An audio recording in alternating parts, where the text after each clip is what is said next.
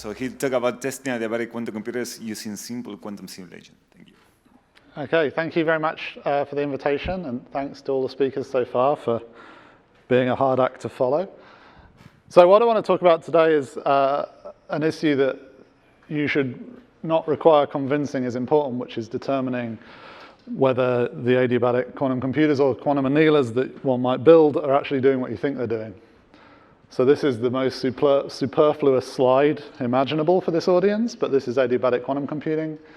You start in some simple state of some simple Hamiltonian, you drag your Hamiltonian over by switching on interactions, and what matters is the instantaneous eigenspectra at each state, particularly the gap. Okay, so another way of thinking about what I'm talking about today is to think, is there a distant future for these machines? So one question is, can you turn them into a universal adiabatic quantum computer? So I'll spend a bit of time telling you what that is. One thing, as Hartmut said, is that at some point we might just feel that we've developed the technology enough by pursuing this annealing route and dive off and build a gate model machine. We might make a sequence of post-annealing modifications, which I'll define later, so that when all these companies working on quantum computing have merged into a single large company, they can then build a universal adiabatic quantum computer. And then the other option we don't want to talk about. So I don't find this joke funny, actually. Okay, so let me tell you about universal AQC. So this is a construction that goes back to Kitaev, really, and Wim van Dam and Dorit Haranov formalized this into a proof that adiabatic quantum computing is equivalent to regular quantum computing. What you need is something new, something extra, which is what's called a clock register. You have your regular logical register that stores the state of your computation. And the trick is you make a Hamiltonian which is defined so that the ground state is one in which time is encoded in a superposition. So the ground state of this Hamiltonian is what's called the history state. Every time slice of your quantum circuit, represented by these unitaries ut, occurs as a separate term in the superposition. So if you measure this, you see the time in one of the registers. And then you look in the other register, that's the state produced by your circuit evolving for that time. And if you look at the terms that you need to do this, you have some H clock, which makes your clock work. You have some initialization, so that at the beginning, your circuit is forced to be in the initial state at time t equals 0. And then you have this propagation term. You evolve forward by ut, that's the teeth gate in the circuit, and you advance the clock from t to t plus 1. This has to be Hermitian, so you also need the possibility that you undo that and decrement the clock, so you go backwards in time. So it was no surprise that this construction goes back to Feynman, who would never think of anything going forward in time without also thinking of something going backwards in time. And so this is the construction that you use. This evades many thorny problems by the use of this superposition state. Of course, what you do is you sample from the time evolution of the circuit. So, okay, just sample a lot, okay? And eventually you'll see the end. Or if you're a computer scientist, you say, do nothing for a long time, and then most of the circuit is the end state. Okay, so of course we know that we have to prove this is efficient, so we want to know about the gap. And this is unusually easy. We can apply a change of basis defined by this unitary operator. And what that happens then is the Hamiltonian becomes independent of the circuit. And if you stare at this and you've ever done any numerical analysis, you immediately notice that the Hamiltonian is a discretization, a rather trivial discretization, of the kinetic energy operator for a quantum system. And then you can immediately know that the gap is going to go like 1 over the dimension squared. This is not rigorous, it's just the fastest way of me communicating that to you. But you can rigorize this. Okay, so this sets out a list of desiderata, which are actually, I don't actually know what the Latin for the opposite of desiderata is, but They're not so desirable, in fact. So the gap scaling is 1 over t squared, okay? So that's polynomial. So if you're a computer scientist at this point, you go home. But the problem is that there is no Moore's law for dilution refrigerators. So eventually, your gap is going to run into the thermal noise. So you actually, this is a general problem with these constructions, I think including the ones that Toby was talking about, is polynomial increases in Hamiltonian norm are regarded from a complexity point of view as acceptable. Polynomial increases in Hamiltonian norm in the lab are not possible. Okay, so that's a problem, and that's a really serious and interesting question, okay, that a lot of people have thought about. So types of coupling, you need XX, you can either just build XZ or you need XX and ZZ. So the locality of these constructions varies from 5 local to 2 local, and so on. So I guess my contribution to this area is this paper with Jake Biamonte from a long time ago now, where we showed that just adding an XX to the transverse-Ising model makes it universal, modulo these issues with making the coupling strength scale, and it has to be non-stoquastic XX. Okay, so how do we modify locality? I'm kind of going through Masood's list of questions from the panel discussion here. So the central trick is what are called gadgets. So a gadget is a perturbation theory construction. Rather, as Toby was saying, what we want to do is we just want the low-lying levels of our Hamiltonians to agree. So I want to build a physical Hamiltonian which has 2 local interactions, but using it, I want to simulate a Hamiltonian that has k local interactions. So what I do is I switch on some ginormous penalty term, and the strength of this penalty term is the big problem. That splits my energy levels into a low energy sector and a high energy sector. So then I turn on some small perturbations that splits my degenerate low energy sector, and what I do is work out what effective Hamiltonian describes my low energy sector, okay? So because of the renormalization group, we know that in fact all of physics is the low energy sector. So some theory that we don't know, which I guess is the one that E.T. has on his cell phone.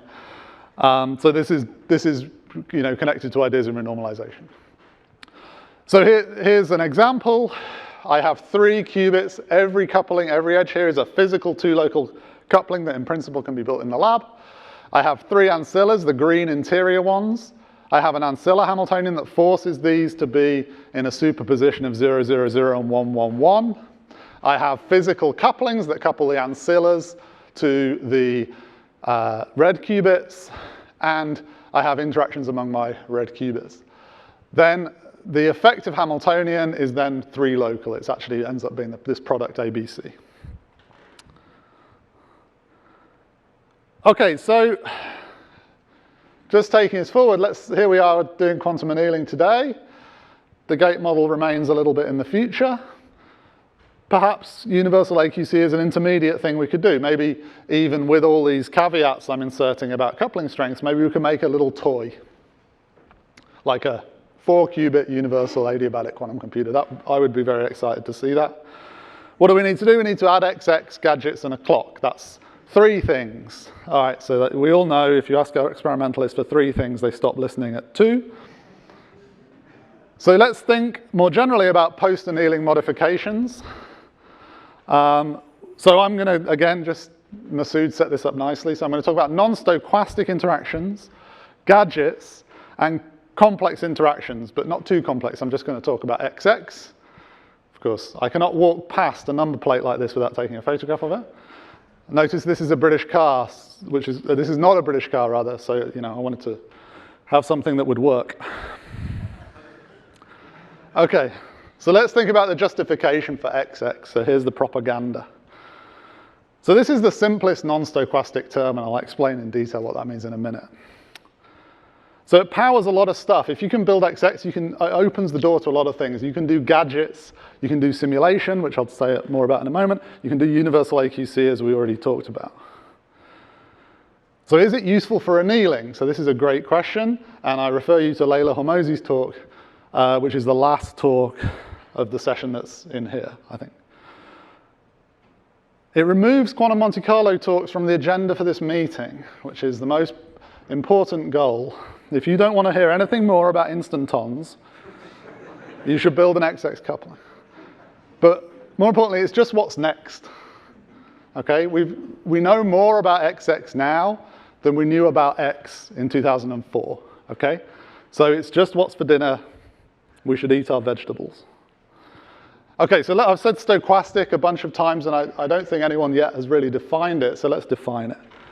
So it's the quick way of saying it is all the off-diagonal elements are negative or zero, okay?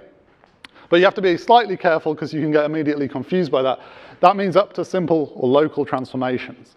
Because of course, if I write down our favorite Hamiltonian with a positive gamma here, you say, Peter, you clot, that already does not satisfy your definition. But if I just take any individual term and do a local transformation on the Hamiltonian, on the kth qubit, this just leaves this term alone, it flips this, okay? So that's a local transformation that can make it, a trivial local transformation that can make it stochastic. So the simplest non-stochastic is XX. You could ask me about YY, but don't. So it's the simplest thing you can do that is stochastic and cannot be removed by some simple trick. Okay, so let's try and put some more intermediate steps. So I want to talk about adiabatic simulation. What I'm talking about is now nicely special cases of this big general theorem that's lovely to have that Toby was talking about. So I want to break up these steps. So I'm going to tell you about something you can do with just adding XX and gadgets. Okay, so if we did this and then we added a clock, then we would have universal. So this is an intermediate thing to do. And I like chemistry, so the Hamiltonian I'm going to think about is the molecular electronic Hamiltonian. It's just quantum electrons moving in the field of classical nuclei. And here's the Hamiltonian in real space. So we have to discretize it. This is a long story now, but we just use molecular orbitals. So these are eigenstates of the some single electron problem. And then we use second quantized notation, so we define creation and annihilation operators that place electrons into these states or remove them. And because electrons are fermions, they have to obey these anti-commutation relations. After all that, we can write a second quantized Hamiltonian in terms of these operators. Okay, so this is just a chapter 1 in any electronic structure book. What does this have to do with qubits? Well, we need a mapping from fermion operators to qubit operators. And I think Rolando was the first person to realize that you could use something as old as the Schrodinger equation, the Jordan-Wigner transformation, to do this. What's important is that every time you exchange a pair of electrons, you have to pick up a sign. So you have to keep track of the parity of the number of electrons between every pair of electrons. This means you need these long strings of Z operators that are effectively counting parities. What does that mean? That means that the Hamiltonian, going from n orbitals to n qubits, becomes an n local Hamiltonian. It touches order every qubit. In 2002, Bravyi and Kitaev wrote this nice paper on fermionic quantum computing that has a construction that leads to log n local Hamiltonians. I'm not going to describe that. You can read their paper. It took us 10 years notice to understand that paper and use it for chemistry, which it's a paper by Kitaev, it's not so bad. So now the couplings, okay, so what's the input, what's the effect of this locality on the coupling strengths in our adiabatic Hamiltonian? Well, if you have an n local Hamiltonian, you're trying to make n local terms with a gadget, you're going to require Eric to build you coupling strengths in your Hamiltonian that are scaling like some number raised to the power n. That's exponential, so that's not scalable. So beta is some number to the log n. Okay, that's polynomial. So that's scalable. But as I said earlier, there's a big difference between scalable and buildable. So in principle, we could think about doing a small simulation. So we use the same gadgets, and this is joint work with Ryan, who's sitting back there, who's now at Google. I think the important thing about this work is that this is like trying to take a step towards universal adiabatic quantum computing without a clock. Okay, so it's intermediate. And again, it only needs XX plus ZZ. Okay, so that's still got two things in it. So it would be better to just reduce ourselves to trying to find something that just needs one new thing. So now we move to the idea of validation. Okay, so if we think we're going to need these extra constructions, we're going to need gadgets, we're going to need clocks. Sometime in the future, what can we do today with the systems that we have to make sure that the systems we have today are at least somewhat capable in the future of doing these things? And then just an elementary sort of thing, okay, if we can do everything with XX, we should be able to do the things that we teach in our quantum mechanics classes. So can we do very, very, very simple quantum simulation of, say, the one-dimensional simple harmonic oscillator? And then, can we show evidence that superposition states exist in an adiabatic quantum computer between states with very different Hamming weights? That would be a very nice thing to do. So I think I have time. So when I first got interested in adiabatic superconducting quantum computing, no one had done tomography in superconductors. And John Martinez, who's sitting here, was using phase qubits as probes of these parasitic two-level systems in the substrates. And so the phase qubit, I think this is a correct story, and you can correct me if I'm wrong, was the worst qubit when you started doing this. But it was therefore the best probe of the environment. So you got this great information about the environment, and then you're able to fix the problems of the environment. So what I'm going to talk about now is sort of in that spirit. We're going to define the most inefficient possible simulation of the easiest quantum system to simulate. That's not because I don't know how to solve the simple harmonic oscillator, okay? It's because we want to use this as a probe of the capabilities of the machine. If we make it really hard for the machine to simulate something we understand really well, that gives us a very good diagnosis of what the machine's doing. So it's a kind of backwards idea, but that's the idea. Okay, and the reason we're doing this is because if we had a gate model machine, the requirements to make a universal gate model computer are the same as the requirements to test a universal gate model computer. i.e., once you have a universal gate, you can do tomography. But once you let go of that and you say, I'm going to do things adiabatically, you lose the ability to validate the machine, and it becomes a separate problem. And this, I think, accounts for the volume of literature in this area to a large degree. All right, so I want a hammer. I still need to be able to measure something. So I'm going to use as my tool, my hammer, is going to be this, what's it called, tunneling spectroscopy that I guess 2 or 3 of the authors of this paper in the room. So this is the idea of how to adiabatically determine where the energy levels of a system are. And here's one energy level, and here's another energy level. So that's what I'm going to use. There's actually a quote in the New Statesman this week saying, with a hammer, everything looks like David Cameron's face. I guess you might have to cut that out before posting this. Okay, and what's the system? What's the inspiration for this originally? It's this nice paper that actually a mathematician friend of mine pointed out to me. So this is looking at some highly exotic phases in an Ising chain. This is like the Gabe Apley style where you find some actual physical material that has a transverse Ising Hamiltonian. There's 2 bits of physics here. There's this E8 symmetry business, which I'm not going to talk about. But these peaks here are evidence of what's called kink confinement, and I'll define that. But the point is that these peaks appear in positions that are given by the zeros of the Airy function. Okay, so it's this amazing system that you have this lump of stuff in a fridge, and it spits out these mathematical numbers. So this was sort of part of the genesis of this work. Okay, so what we do is we have the kink basis. So physically, what these kink basis or the clock states are is you take a ferromagnetic chain and you put a twist on it. So it all wants to be the same, but there's this one awkward member that doesn't want to, I'm sorry, this is another Brexit joke, that doesn't want to be the same.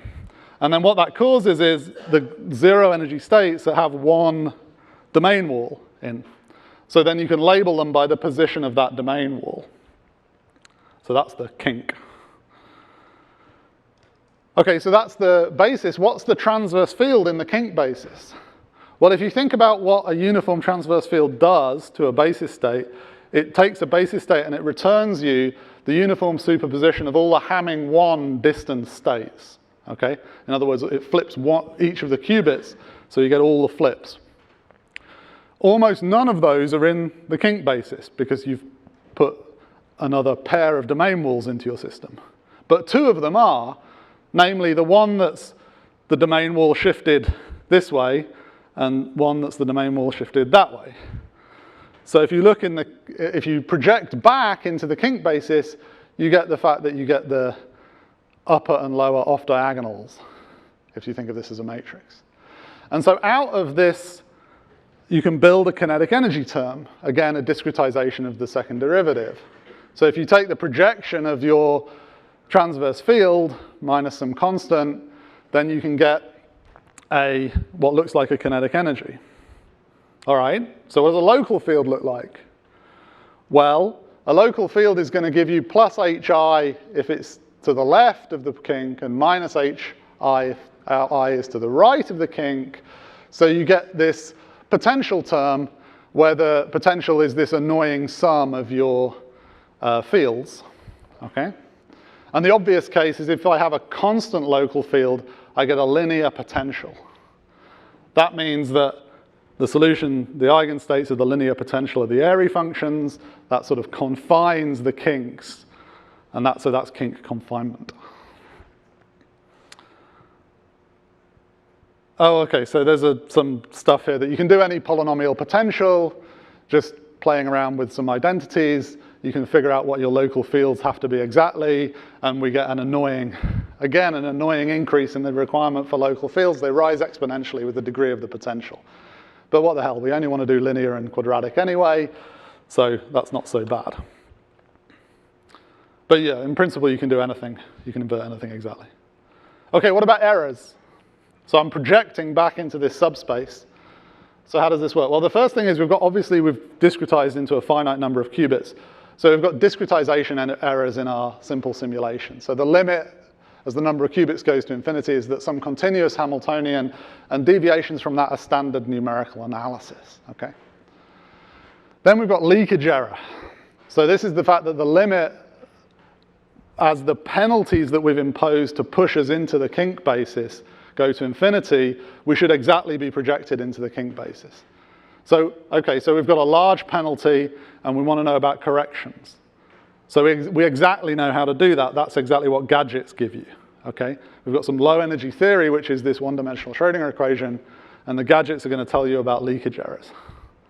And so therefore, this is a strange thing because the errors, the deviations from what you expect, are actually telling you about the presence of virtual excitations in your system, which are actually desirable to make gadgets.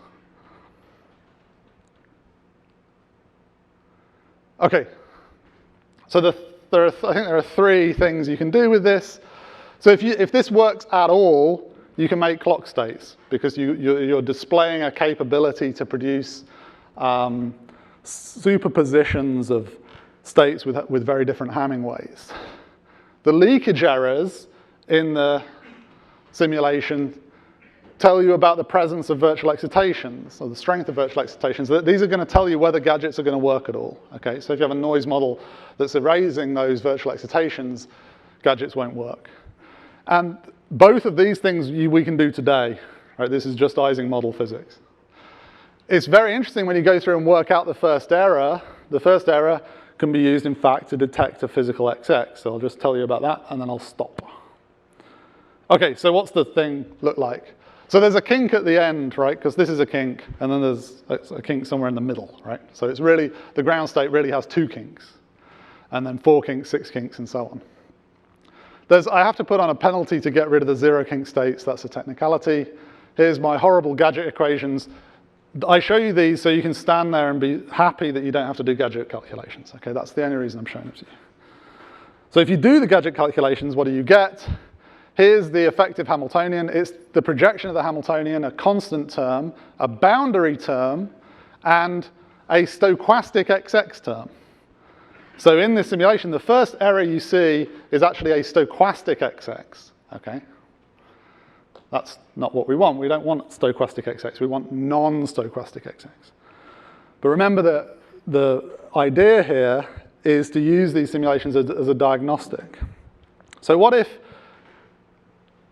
you actually built a non-stochastic XX? It would be this term, a term of this form, with the opposite sign, okay? So you could use your physical XX to cancel this error. That would change the error scaling of your tiny little toy simulation.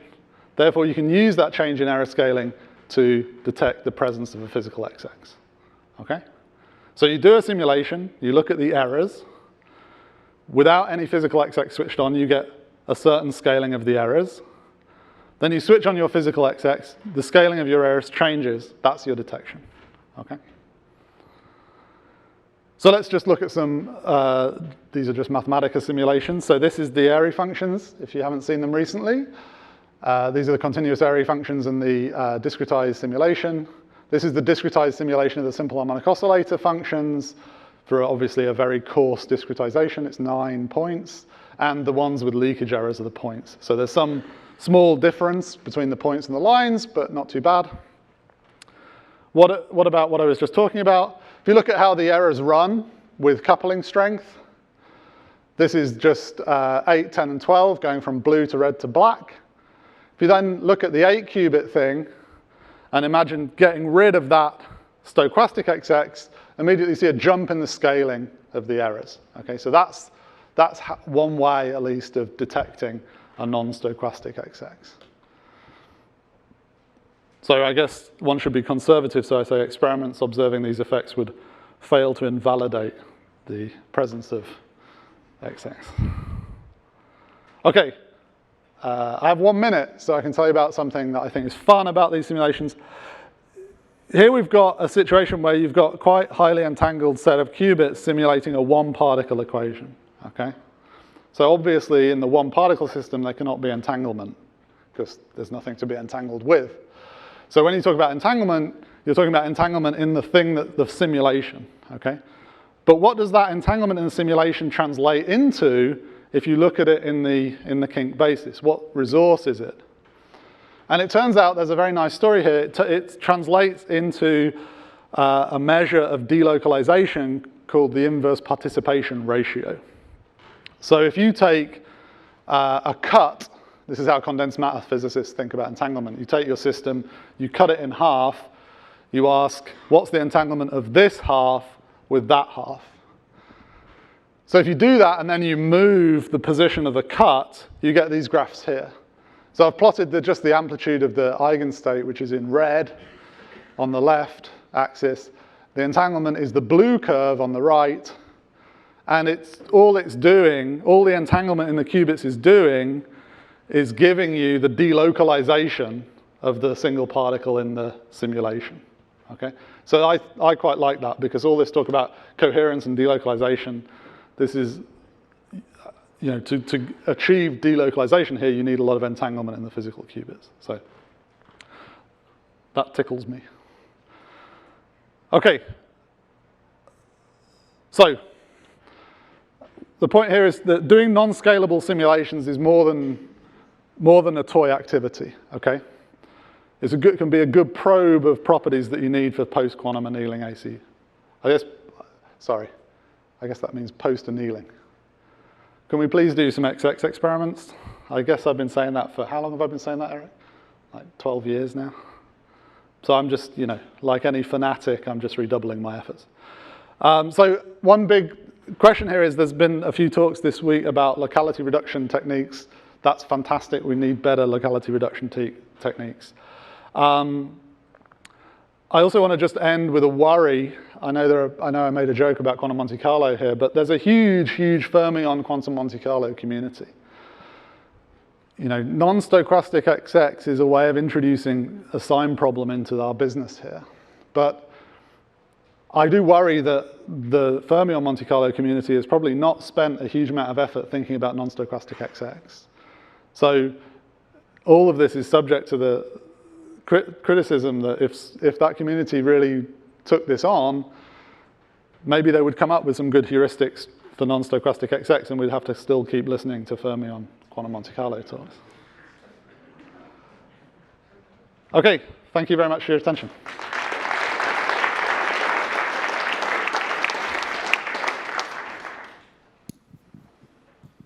All right, we have time for a couple of questions, and I guess the person has to come to this mic. No, I just want to grab this so I can distribute it. Oh, I see.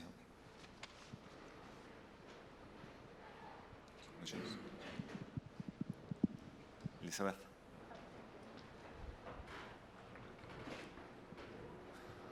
So when you use these gadgets, is the sort of history state you get faithful in the sense from Toby's talk?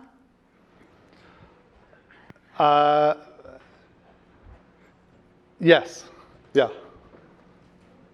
I was worried for a minute, but yes, it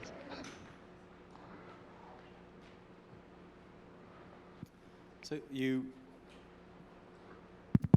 So you eloquently pointed out all of the problems in my talk with the fact that the difference between scalable and buildable, which I definitely, totally agree with. This 1 over poly gap, or sort of equivalently the fact that you need to take very large coupling strengths to overcome it. There is, of course, a solution to making the coupling strength large, which gets rid of it, which is to cheat and just put lots more couplings. So that you can have there's a trade-off, and I think one can make this, or has been made kind of fairly rigorous, in fact, that between high coupling strengths or order 1 coupling strengths everywhere, but very high degree interactions. Still two body, but do you, as a theorist who's slightly closer to experiments than me, have any idea of which is which is easier? Yeah, so there's this Yudong Kai and Daniel Nagai paper where they show you can pump up the effective coupling strength by having higher degree interactions. I actually took a slide out about that because I was talking to my experimentalist friends over here who were saying that there's, that if you put more coupling strengths in, the coupling strength will tend to go down. So there's it seems that there's an experimental trade-off there. One more question? All right, if not, I think it's time to go for lunch, and let's thank Peter one more time. Thank you.